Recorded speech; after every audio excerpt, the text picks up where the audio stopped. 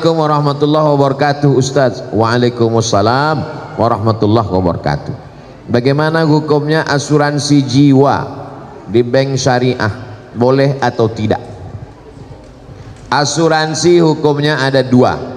Yang pertama mengatakan asuransi hukumnya haram karena ada unsur horor, gambling, judi. Satu tahun bayar 10 juta, 10 juta, 10 juta, 10 juta, 10 juta, 10 juta, 10 juta, 10 juta. Semuanya ada 10 orang. 10 kali 10 berarti terkumpul uang 100 juta. Tiba-tiba meninggal saya. Mati. Saya yang dapat. Sudah bayar 10 tahun, nggak mati-mati. Judi. Maka kata kelompok yang pertama, asuransi itu ada judinya, maka dia haram. Kelompok yang pertama mengatakan haram. Kelompok yang kedua mengatakan asuransi itu halal, boleh. Kenapa? Karena di dalamnya ada unsur ta'awun, tolong menolong.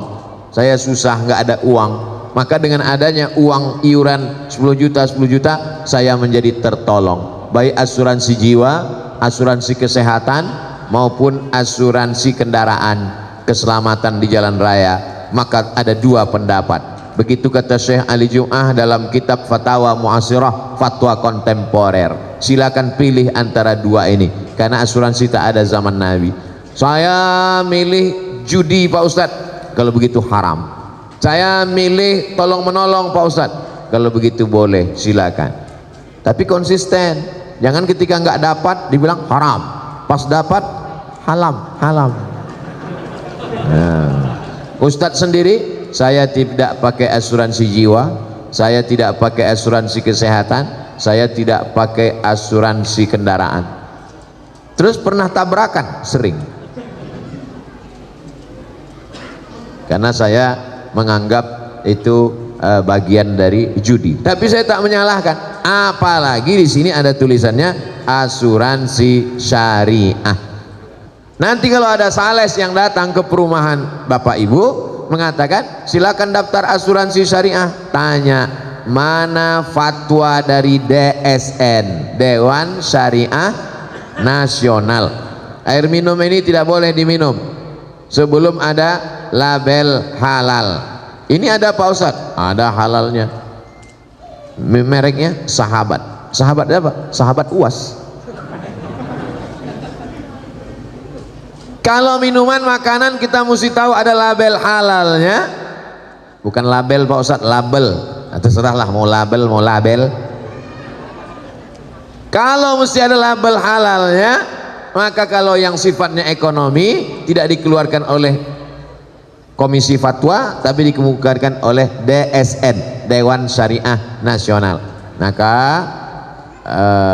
bank syariah mengeluarkan asuransi jiwa, maka silakan boleh lanjutkan karena mereka mengambil fatwa yang nomor 2 tadi. Begitu juga dengan BPJS, itu asuransi kesehatan. Sebetulnya uang digabung, uang digabung. Ada yang sakit, yang satu sudah bayar. Kamu BPJS sudah berapa tahun daftar? Udah 2 tahun Pak Ustadz, nggak pernah sakit, sehat terus. Berarti uangmu nggak pernah kamu pakai. Inilah rencana mau sakit nih Pak Ustadz. Assalamualaikum Pak Ustadz. Waalaikumsalam warahmatullahi wabarakatuh. Saya bekerja di swasta, sebagian besar saham dimiliki non muslim dan saya menerima gaji setiap bulan. Namun per bulannya ada sumbangan rutin dengan nominal tertentu ke yayasan, tak saya sebut nama agamanya, menjaga kode etik jurnalistik, di mana situ sifatnya wajib bukan sukarela. Apakah kami nanti di akhirat saat dimintai pertanggungjawaban kemana uang sumbangan ini? Bagaimana hukumnya bekerja di perusahaan non muslim? Pertanyaan ini ada 2 pertanyaan bercabang. Pertanyaan pertama, apa hukum kerja di tempat non muslim? Nabi punya menantu namanya Sayyidina Ali bin Abi Thalib, menantu Nabi, suami dari anaknya Sayyidatuna Fatimah. Pindah ke Madinah, kerja di rumah orang Yahudi. Kerjanya menimba air orang Yahudi, susah, nggak ada duit, ngambil upah menimba air. Dilaporkan ke Nabi, ya Rasulullah, Ali kerja di rumah orang Yahudi. Apa kerjanya? Menimba air. Nabi tidak larang. Itu hukum boleh bekerja di tempat non muslim selama tidak terkait masalah akidah. Kalau sudah terkait masalah akidah, dilarangnya untuk sholat, wajib ikut ritual dia. Wala ana abidu ma'abadtum wala antum abiduna ma'abud lakum dinukum. Tak boleh. Bekerjanya kalau tidak ada hukum terkait dengan akidah boleh.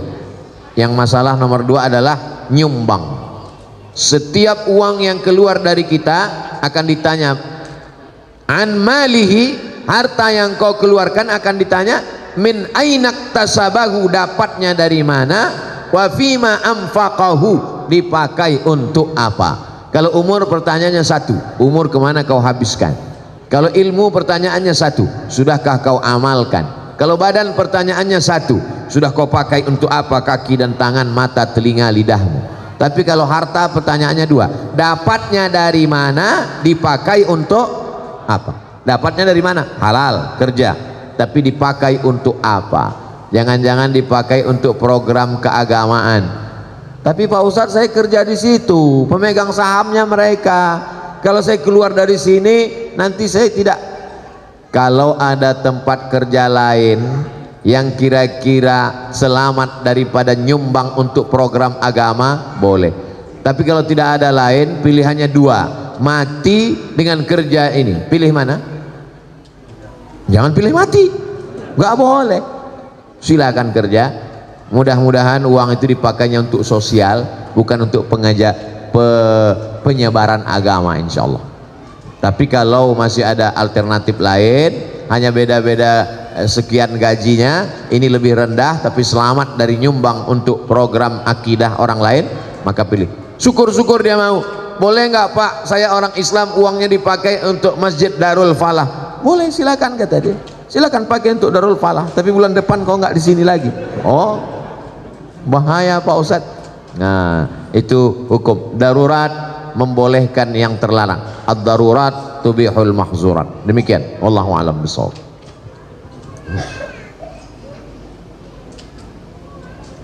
Assalamualaikum Ustadz Somad. Waalaikumsalam warahmatullahi wabarakatuh.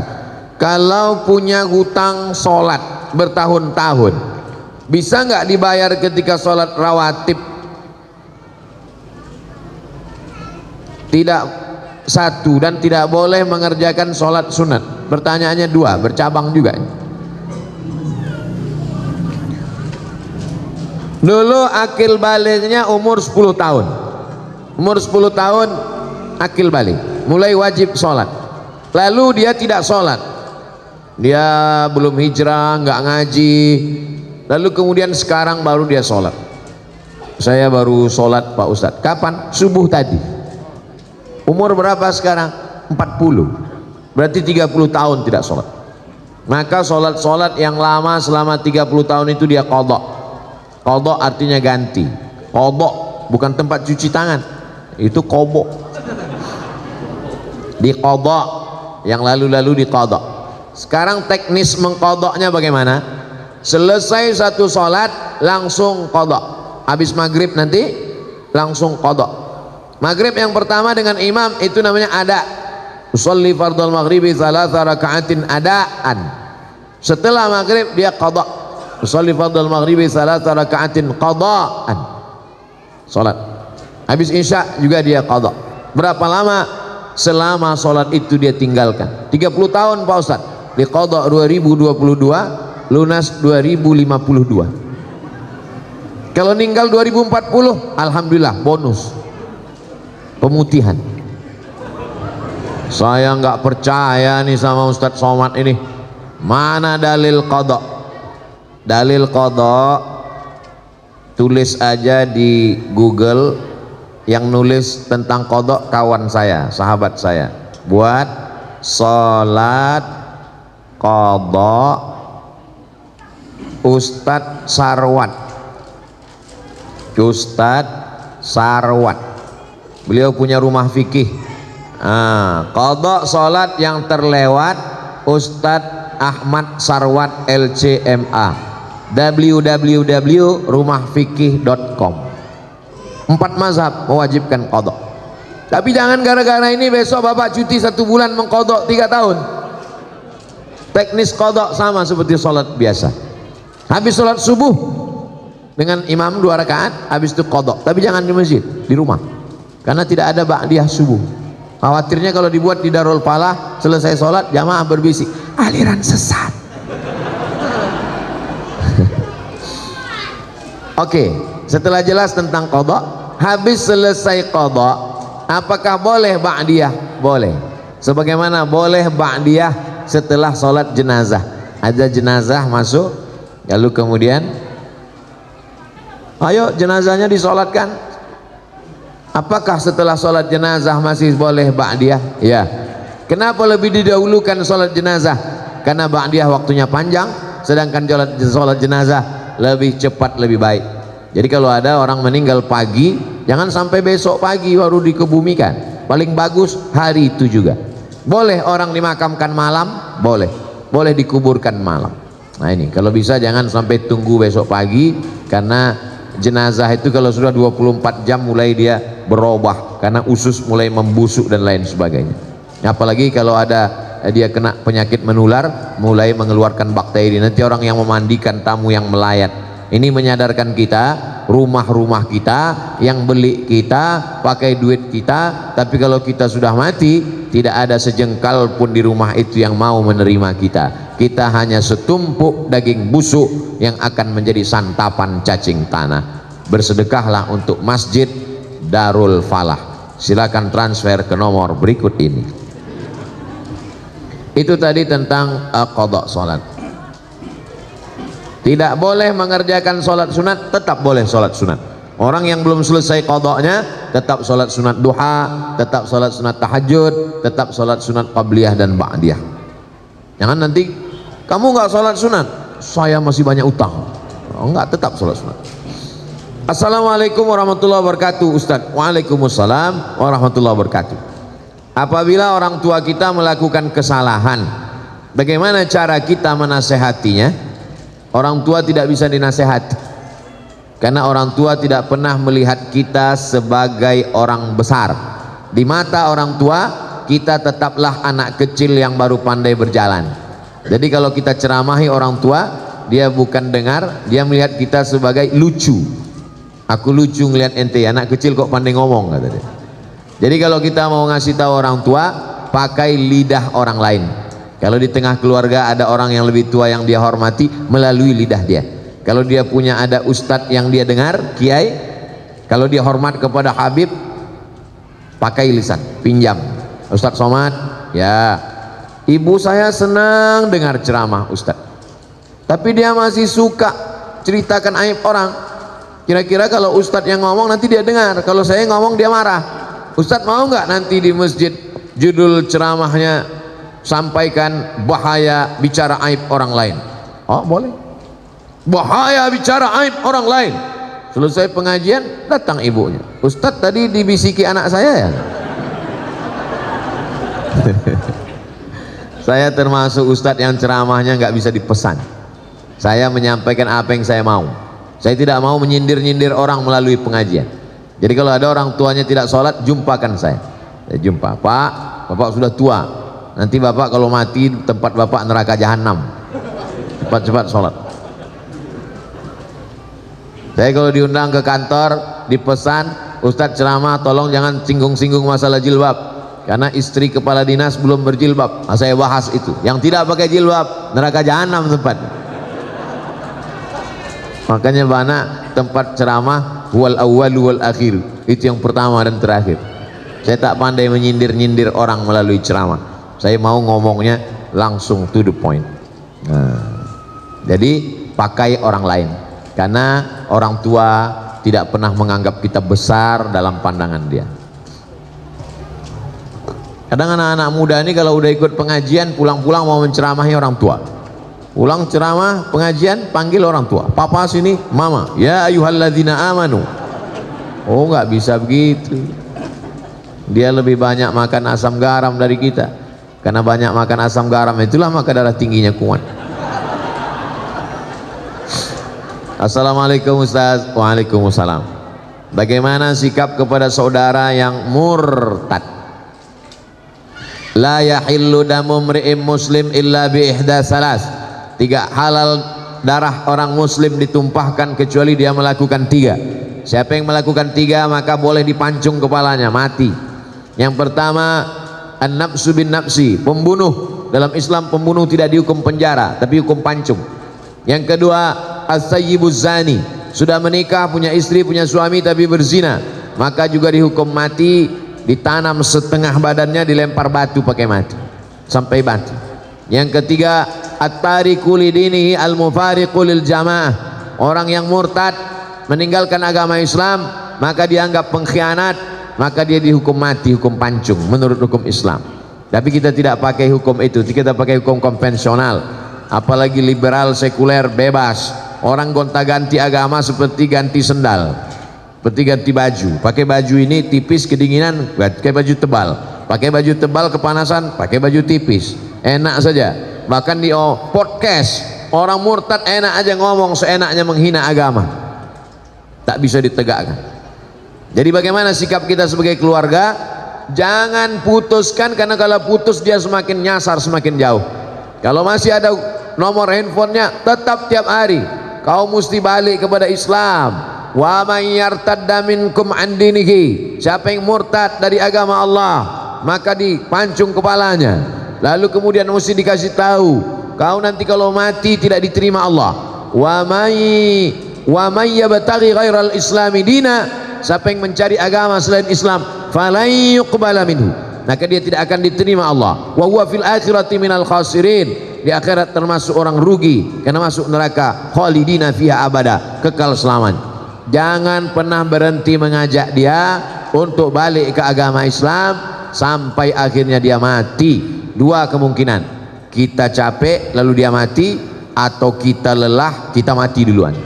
Yang penting kita sudah melaksanakan amar ma'ruf nahi mungkar. Adapun berbaik-baik menganggap ini bukan masalah, maka kita sudah melakukan setuju dengan perbuatan mungkar. Man ra'a minkum mungkaran, siapa yang melihat perbuatan mungkar, falyughayyir biyadihi, robah dengan tangan. Fa illam yastati, kalau tak sanggup dengan tangan, fa bilisani, dengan lidah. Kalau tidak sanggup dengan lidah, dengan hati. Jangan diam, karena diam berarti as-sakitu anil haq syaitan akhras, orang yang diam terhadap kebenaran diinjak-injak. Orang minum khamar aja kita tak boleh diam. Innamal khamru khamar, wal maisir judi, wal ansab menyembelih binatang untuk berhala, wal azlam mengundi nasib, rijsun najis min amali syaitan, perbuatan syaitan. Fajtanibuh, jauhi. Apalagi yang lebih hebat daripada zina, lebih hebat daripada minum khamar, apa dia? Murtad. Nauzubillah. Mudah-mudahan Allah selamatkan keluarga, tetangga, anak cucu kita dari murtad ini. Luar biasa gerakan pemurtadan sekarang.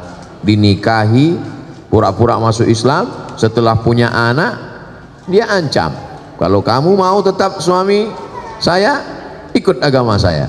Kalau kamu tidak mau, saya tinggalkan. Perempuannya tidak kerja, tidak ada duit, takut, akhirnya murtad. Pemurtadan dengan cara nikah, pura-pura masuk Islam, robah KTP, habis itu punya anak 1, murtad, tak terhitung jumlahnya.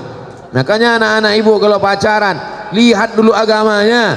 Jangan karena mobilnya lalu dinikahkan, jangan karena pekerjaannya, karena PNS-nya, karena jabatannya, rugi. Allah selamatkan. Tidak apa-apa kejam-kejam, marah-marah sedikit, lebih baik daripada nanti menangis di akhir masa. Kakek-kakek, nenek-nenek umur 70 tahun datang ke kantor Basnas. Waktu itu saya dewan sosialisasi Basnas. Ustadz Somad nggak usah ikut rapat. Kenapa Pak Ketua? Ustadz itu ada mau orang konsultasi. Ada apa Pak? Anak saya perempuan nikah dengan non muslim, dia mau alaf masuk Islam. Setelah anak 3 dia murtad. Sekarang 5 keluarga saya murtad Pak Ustadz. Anak saya, mantu saya, cucu saya 3. Saya waktu itu ragu mau ngasih tahu tegas, siapa yang saya takut saya gitu dua-duanya meninggal. Saya bilang, Bapak pulang aja ke rumah, makan enak, banyak-banyak zikir, banyak-banyak doa, mudah-mudahan Allah balikkan hatinya. Sudah tak tertolong lagi, bagaimana caranya? Ini berawal dari kenapa bisa anak nikah dengan orang tidak seakidah. Karena gara nonton sinetron, gara-gara nonton artis infotainment. Beda agama nggak apa-apa, dalam Islam tidak bisa. Dalam Islam yang pertama kali dilihat adalah agamanya. Tungkahul mar'atu li arba', perempuan dinikahi karena 4. Limaliha karena hartanya, wali hasabiha karena keturunannya, wali jamaliha karena kecantikannya. Tapi pandang yang keempat, fazfar bidzatid din, lihat agamanya. Taribat yadaka, kau akan selamat. Kalau mau mencari menantu laki-laki, idza ja'akum man tardawna dinahu, kalau ada orang yang meminang anakmu, maka yang pertama kau lihat din, agamanya, wa khuluqahu, akhlaknya.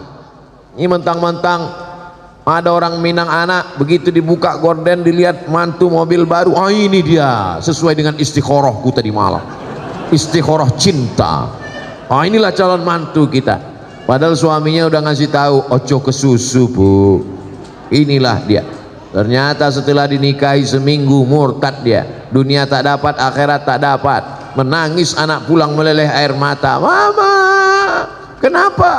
Mobilnya kredit.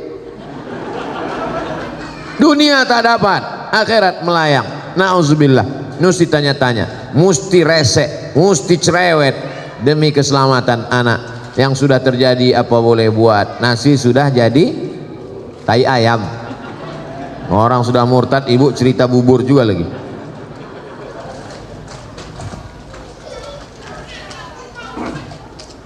Apakah orang tua bertanggung jawab terhadap anak yang mabuk, yang sakau, yang pacaran, yang minum khamar? Kullukum ra'in, setiap kamu adalah pemimpin. Wa kullukum mas'ulun ar-ra'iyatih, setiap kamu akan ditanya tentang yang kau pimpin. Saya akan ditanya tentang anak saya. Maka anak keponakan saya laki-laki, adik saya laki-laki, adik laki-laki punya anak perempuan. Kalau dia meninggal, kalau meninggal adik saya yang menjadi walinya. Maka adik keponakan perempuan saya wajib masuk pesantren. Karena kalau bapakmu meninggal, aku walimu, aku yang menikahkanmu nanti, aku tanggung jawab di hadapan Allah Subhanahu wa ta'ala. Bapak laki-laki punya saudara kandung laki-laki, punya anak perempuan, maka kalau meninggal bapaknya, bapak akan menjadi walinya. Maka kita bertanggung jawab di hadapan Allah. Anak keponakan saya wajib masuk pesantren karena saya tak sanggup mendidik mereka. Benteng pertahanan umat Islam, akidah Ahlussunnah wal Jamaah, bisa hafal Quran, selamat dari pergaulan bebas, selamat dari narkoba, selamat dari sekuler, selamat dari liberal, selamat dari aliran sesat. Pesantren, masukkan anak ke pesantren. Yang sudah memasukkan, alhamdulillah. Yang belum memasukkan, insya Allah. Sudah dikasih tahu nggak juga mau masukkan, innalillah. Kalau sudah dimasukkan ke pesantren, sudah dididik, tetap juga dia buat dosa, kita tidak tanggung jawab. Wala taziru waziratu wizra ukhra, orang tidak menanggung dosa orang lain. Tapi kita sampai mati tetap amar ma'ruf nahi mungkar. Jangan diam. Bu, anaknya saya bawa nonton ya. Jangan. Sebentar aja bu, ke Parung Panjang, nanti saya belikan mie ayam sama bakso. Bawalah. Betapa murahnya harga anakmu, padahal kau mengandungnya 9 bulan 10 hari. Di Parung Panjang ngandung masih 9 bulan 10 hari, alhamdulillah. Di tempat lain ada yang 3 bulan lahir, menyusukannya 2 tahun, meregang nyawa melahirkannya. Kenapa dibiarkan sia-sia? Kita akan diminta tanggung jawab di hadapan Allah. Tapi jangan gara-gara ini lalu takut punya anak. Silakan punya anak, karena anak bisa menolong. Rabbi habli minas sholihin. Itu pertanyaan-pertanyaan. Ada lagi? Habis. Itu baik.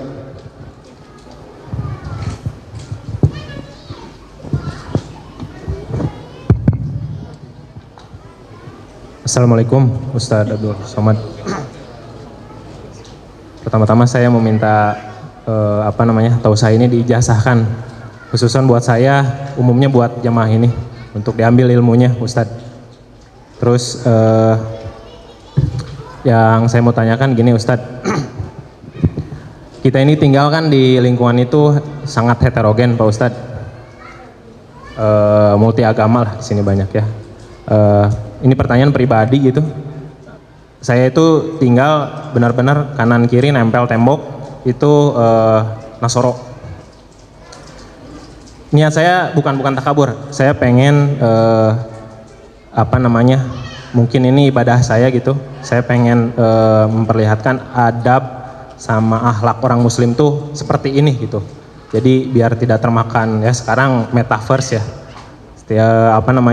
Gimana adab saya terhadap tetangga saya yang bertempelan tembok, kebetulan dia Nasoro, qadarullah, dia miara makhluk najis juga. Terus saya punya anak kecil, saya pengen berhubungan baik sama beliau. Kadang kita juga berbagi makanan gitu, tapi saya tahu gitu tetangga saya ini makanan yang tidak halal gitu. Gimana cara adab saya, Ustadz? Sodako, bismillah. Saya bertetangga dengan non muslim sampai kelas 6 SD. Setelah itu orang tua saya pindah, tapi hubungan saya sampai hari ini baik. Masih WA, masih kirim-kiriman. Ada rumah Quran di daerah itu perlu bantuan semen. Yang WA saya yang non muslim tadi, Ustadz Somad, dekat rumah kita ada rumah Quran, sekarang sedang pembangunan. Ada orang di Jakarta mau dapat jadwal ceramah TNI melalui yang non muslim tadi. Jadi hubungan kami tetap baik dalam hubungan sosial, tapi dalam hubungan akidah, wala ana abidum ma'abadtum wala antum abiduna ma'abud lakum dinukum wadi. Dulu kalau hari raya dia kirim kami makanan, tapi dia tahu kita tidak makan makanan dia kasih kuehnya kue kotak, kue bungkus pabrik halal, minuman kaleng. Kita saling menjaga. Sebetulnya yang merusak ini provokator. Medsos ini luar biasa fitnahnya. Adapun bertetangga menjaga adab, justru dia masuk Islam karena adab itu. Ada seorang imam namanya Imam Al-Hasan Al-Basri, meninggal tahun 110 Hijrah, punya tetangga non muslim. Rumah tetangganya di atas bukit, dia di bawah. Lalu kemudian suatu ketika Imam Hasan Al-Basri sakit, tetangga yang non muslim masuk menjenguk ke ruang tamu. Hasan Basri mana? Dia di kamar. Tetangganya masuk ke kamar. Sampai di kamar, di pojok rumah ada ember. Tetangganya nanya, itu air apa Hasan Basri? Itu air dari atas. Kalau nggak salah itu pojok kamarmu pas WC saya. Sudah berapa lama kamu nampung air ini? Isrun sana, 20 tahun sudah kutampung. Agama apa yang mengajarkanmu selembut ini Hasan Al-Basri? Saksikanlah wahai Hasan Al-Basri. Asyhadu an la ilaha illallah wa asyhadu anna Muhammad Rasulullah. Kisah ini ada dalam kitab Waraib wa Taraib, ditulis oleh Syekh Abu Amr Al-Misri. Sa'ah wa sa'ah, Waraib wa Taraib, kejadian-kejadian unik dalam sejarah Islam. Masuk Islam bukan karena dia ajak masuk Islam, kalau tak masuk Islam neraka jahanam. Masuk Islam karena tersentuh hatinya. Orang kalau sudah kau sentuh tepat di hatinya, dia akan jadi milikmu untuk selamanya. So sweet. 20 tahun menahankan itu, buahnya ada tetangga masuk Islam. Kita kadang dia baru salah parkir sekali sudah keluar kebun binatang dari mulut kita. Dia punya anjing, lebih galak pula mulut kita dari anjingnya lagi. Adapun dia punya anjing, kita usahakan bagaimana caranya, apa pantang yang membuat kira-kira anjing itu tak masuk ke halaman kita. Karena kalau sampai air liurnya basah, kalau kering sama kering tak apa, tapi kalau sampai basah sama kering maka mesti dibasuh 7 kali. Kalau sampai anjing itu mengeluarkan air liur di halaman, lalu kemudian halamannya itu anak kita jalan, kena kakinya, mesti kita siram kaki anak kita itu 7 kali dengan air, salah satunya dengan air yang dibasuh tanah. Kalau di sini ada tetangga punya anjing, sementara kita tidak punya pagar, mesti izin ke developer atau ke lingkungan, mesti pagar, karena kalau tidak anjingnya apa kan akan masuk. Atau dibuatkan aturan, siapa yang melihara anjing mesti di dalam rumah dia. 2 kemungkinan, anjing itu mesti di rumah dia atau rumah kita berpagar, karena kalau tidak mau tak mau anjing masuk, karena anjing tidak bisa baca kecuali kita bilang anjing dilarang masuk. Kita mesti menjaga ini hidup bertetangga, karena kalau tidak ini akan merusak tatanan sosial kita. Mudah-mudahan akhlak kita membukakan pintu hidayah untuk mereka. Ayyadiyallahu bika rajulan wahidan, satu orang dapat hidayah karena engkau, khairum min humurin na'am, lebih baik daripada kau memiliki dunia beserta isinya. Tentang ijazah, ajaztukum jami'a marwiyati wa muallafati wa muhadarati, aku ijazahkan semua kajian-kajian, riwayat-riwayat hadis dan zikir, semua ceramah-ceramah, yang buku-buku yang sudah kusampaikan selama ini kepada seluruh jamaah Masjid Darul Falah yang hadir pada saat ini. Asa an tanfa'ana fid dharaini, mudah-mudahan bermanfaat untuk kita dunia akhirat. Amin ya rabbal alamin. Baik, terakhir.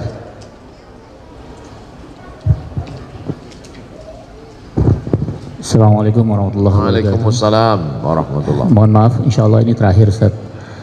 Laki-laki dewasa keutamaannya tetap kepada ibunya.